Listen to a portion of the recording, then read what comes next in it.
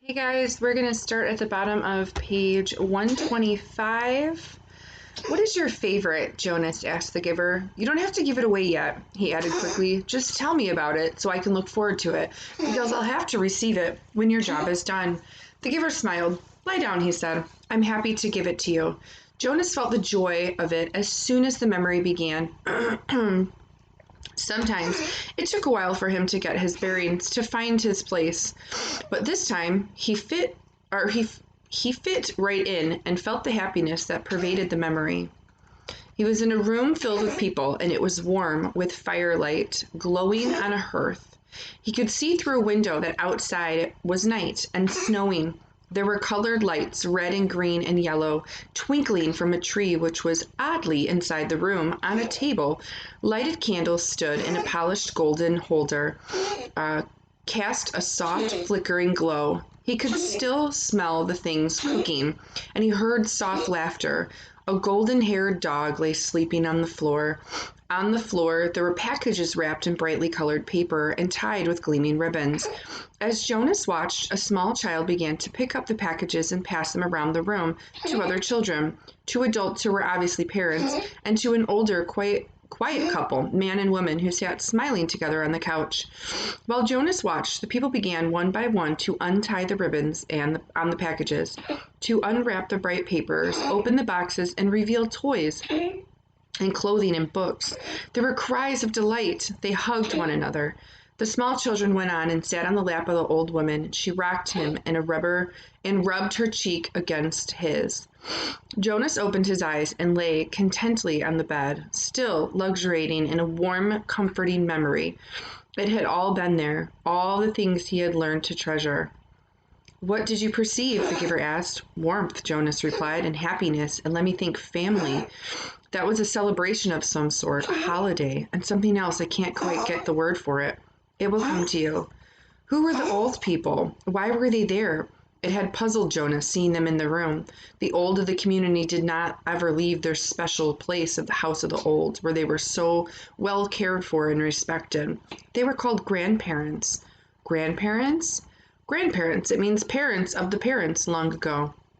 Back and back and back, Jonas began to laugh. So actually, there could be parents of the parents of the parents of the parents? The giver laughed too. That's right. It's a little it's a little like looking at yourself, looking in a mirror, looking at yourself, looking in a mirror. Jonas frowned. But my parents must have had parents. I never thought about it before. Who are my parents of the parents? Where are they?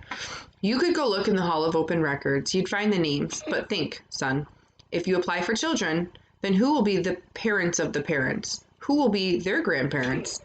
My mother and father, of course. Where will they be?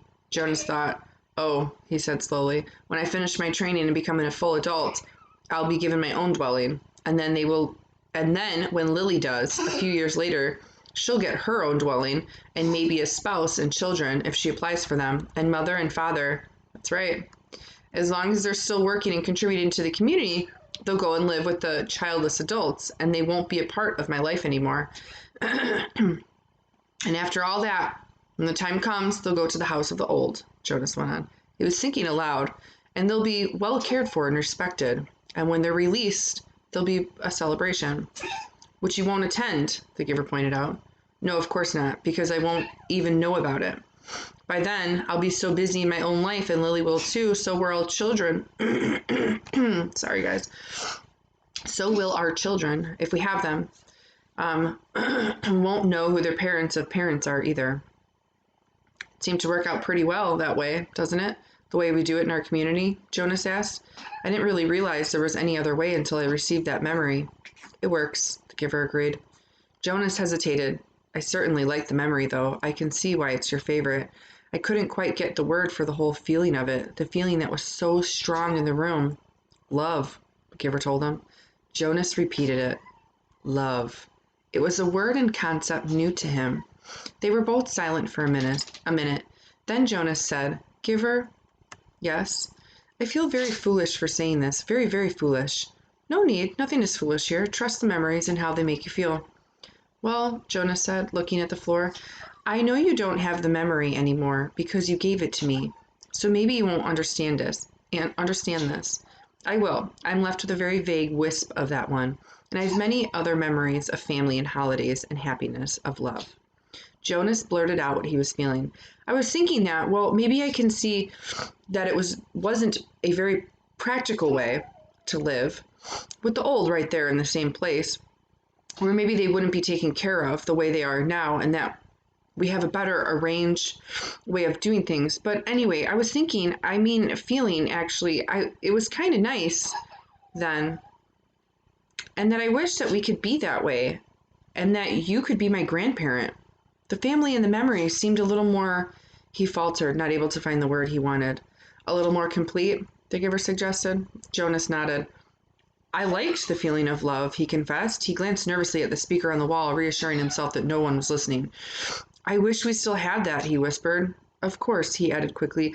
I do understand that it wouldn't work very well, and that it's much better to be organized the way we are now. I can see that it was a dangerous way to live. What do you mean? Jonas hesitated. Wasn't certain, really, that what he had meant. He could feel that there was a risk involved, though he wasn't sure how. Well, he said, finally grasping for an explanation, they had fire right there in that room. There was a fire burning in the fireplace, and there were candles on the table. I can certainly see that why those things were outlawed. Still, he said slowly, almost to himself, I did like the light they made and the warmth. Father, mother, Jonas asked tentatively after the evening meal. I have a question I want to ask you. What is it, Jonas? His father asked. He made himself say the words, though he felt flustered with embarrassment. He had rehearsed them in his mind all the way home from the annex. Do you love me? There was an awkward silence for a moment. Then father gave a little chuckle. Jonas, you of all people, precision of language, please. What do you mean? Jonas asked. Amusement was not at all what he anticipated. Your father means that you used a very generalized word, so meaningless that it's become almost obsolete, his mother explained carefully. Jonas stared at them. Meaningless? He had never before felt anything as meaningful as that memory. And of course, our community can't function smoothly if people don't use precise language. You could ask, do you enjoy me? The answer is yes, his mother said. Or his father suggested, do you take pride in my accomplishments? And the answer is wholeheartedly yes. Do you understand why it's inappropriate to use a word like love? Mother asked. Jonas nodded. Yes, thank you, I do, he replied slowly. It was his first lie to his parents. Gabriel, Jonas whispered that night to the new child. The crib was in his room again. After Gabe had slept soundly in Jonas's room for 4 nights, his parents had pronounced the experiment a success and Jonas a hero. Gabriel was growing rapidly, now crawling and giggling across the room, pulling himself up to stand. He could be upgraded to the nurturing center, father said happily. Now that he slept, he could be officially named and given to his family in December, which was only 2 months away. But when he was taken away, he stopped sleeping again, and he cried in the night. So he was back in Jonas's sleeping room. They would give it a little more time, they decided, since Gabe seemed to like it in Jonas's room. He would sleep there at night a little longer until the habit of sound sleeping was fully formed. The nurturers were very optimistic about Gabriel's future. There was no answer to Jonas's whisper. Gabriel was sound asleep. Things could change, Gabe, Jonas went on. Things could be different. I don't know how, but there must be some sort of way for things to be different. There could be colors. And grandparents, he added, staring through the dimness toward the ceiling of his sleeping room. And everyone would have memories. You know about memories? He whispered, turning towards the crib. Gabriel's breathing was even and deep. Jonas liked having him there, though he felt guilty about the secret. Each night he gave memories to Gabriel, memories about boat rides and picnics in the sun, memories of soft rainfall against window panes, memories of dancing barefoot on a damp lawn. Gabe, the new child stirred slightly in his sleep. Jonas looked over at him. There could be love, Jonas whispered. The next morning, for the first time, Jonas did not take his pill. Something within him, something that had grown there, through the memories, told him to throw the pill away. Today is declared an unscheduled holiday, Jonas, his parents, and Lily all turned in surprise and looked to the wall speaker from which the announcement had come.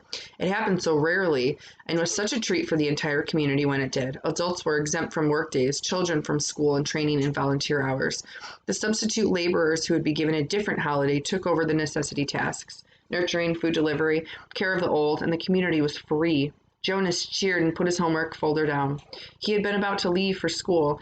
School was less important to him now, and before much more time passed, his normal schooling would end.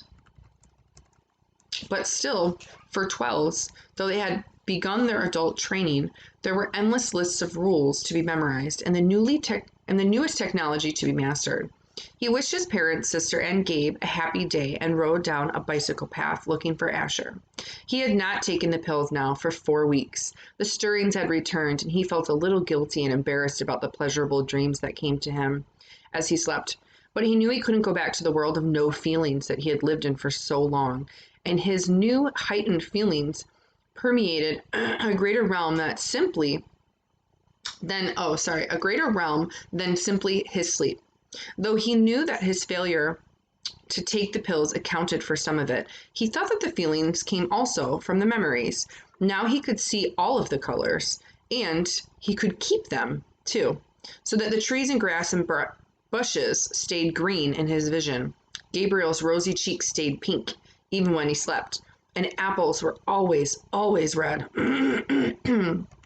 Now through the memories, he had seen oceans and mountains, lakes, streams that gurgled through the woods, and now he saw the familiar wide river beside the path differently. He saw all the light and colors and history that contained and carried it in a slow-moving water. He knew that there was an elsewhere from which it came, an elsewhere to which it was going. On this unexpected casual holiday, he felt happy. He always had on holidays, but with a deeper happiness than ever before. Thinking, as he always did, about precision of language, Jonas realized that it was a new depth of feeling that he was experiencing.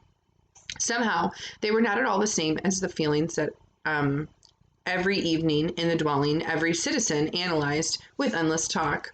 I feel angry because someone broke the play rules, Lily had once said, making a fist with her small hand to indicate her fury. Her family, Jonas among them, had talked about the possible reasons for rule breaking and the need to understand patience until Lily's fist had relaxed and her anger was gone. But Lily had not felt anger, Jonas realized now, shallow impatience and exasperation. That's what Lily had felt. He knew that with certainty because now he knew what anger was. Now he had, in the memories, experienced injustice and cruelty, and he had reacted with rage that welted up so passionately inside him that the thought of discussing it calmly at an evening meal was unthinkable. We're going to stop there at the bottom of page 134. We're going to pick up tomorrow at the top of page 135.